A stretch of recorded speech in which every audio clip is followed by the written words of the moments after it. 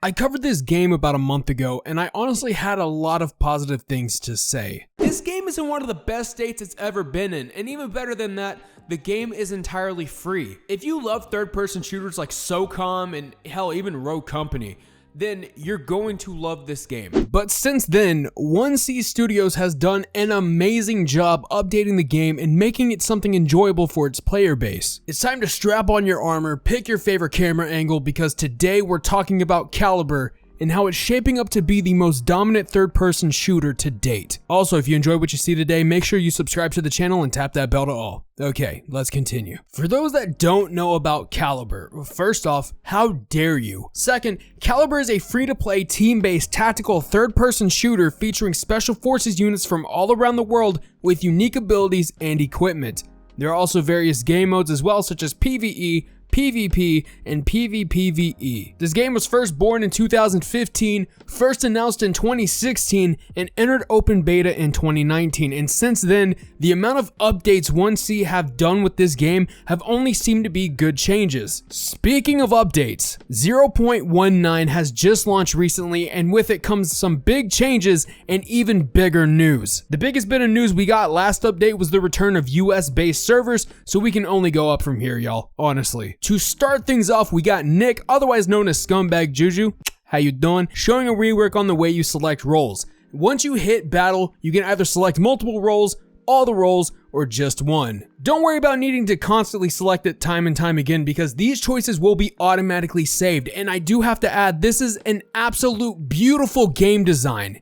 Thank you. Once you queue into a game and choose your operator, a brand new screen will appear that allows you to change your operator's skin, select their reserves, skills, etc. I love this damn screen with a passion. Being able to select those last minute adjustments to your operator because you forgot to do it beforehand is nice. Now to move on from this, we need to talk about ranked because they're doing something now that's been long overdue. A pick and ban system. The first sets of screens you are seeing now are going to be a ban phase. For the map bans, there are 3 maps to choose from, and 2 teams vote simultaneously to vote on which maps they don't want. If a team doesn't vote, the game will choose a map for you. Both teams ban up to 2 operators apiece simultaneously, so picking and choosing which operators to get rid of is going to be a very high risk, high reward sort of thing. Following this, we briefly see the pick system where it looks like each pick will revolve around operators with specific rules. I think this is the only thing I feel a tad bit indifferent about. You know, I don't hate it, but I think this is something you'll have to get used to for sure. But for the ranked mode, there are some requirements.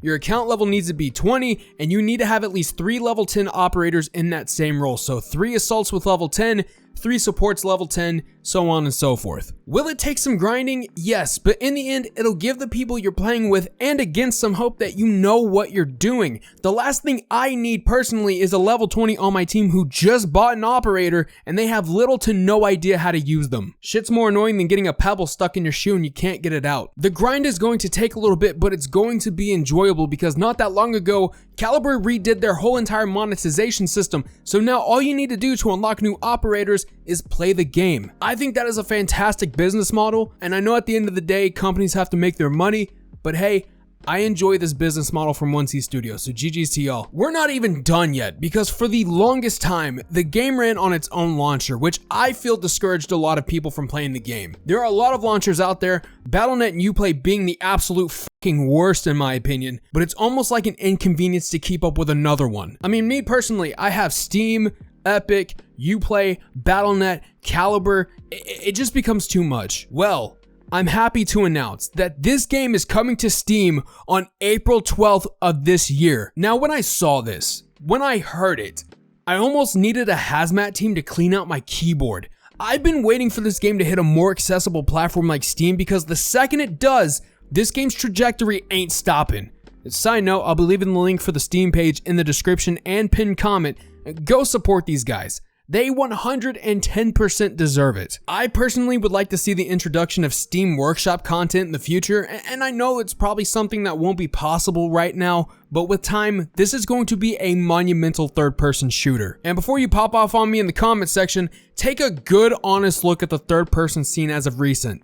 It's fucking embarrassing. Task Force, From Within, Rogue Company, Peak 53, Whatever other third-person shooter you can think of, none of them are doing something to bring new eyes to the space, and for someone that's primarily played first-person shooters my entire 24 years on this planet, Caliber was one of the first games to bring me back into it after playing such great third-person games like Army of Two and Gears of War. Not to knock SOCOM, but I never really got to play it around the time it came out on the PS2. I'm sorry. Let me know down below what you think of Caliber. Will it have a rocket up its ass shooting for the stars, or will it need more time in the oven before it's a solid product? Let me know. And while you're down there, do me a favor and hit that like button and smash the hell out of that sub button to all, because YouTube will only show you vids from this channel if you do so. This is Sir Blackout signing off so I can prepare for the week-long isolation I'll be in once this drops on Steam.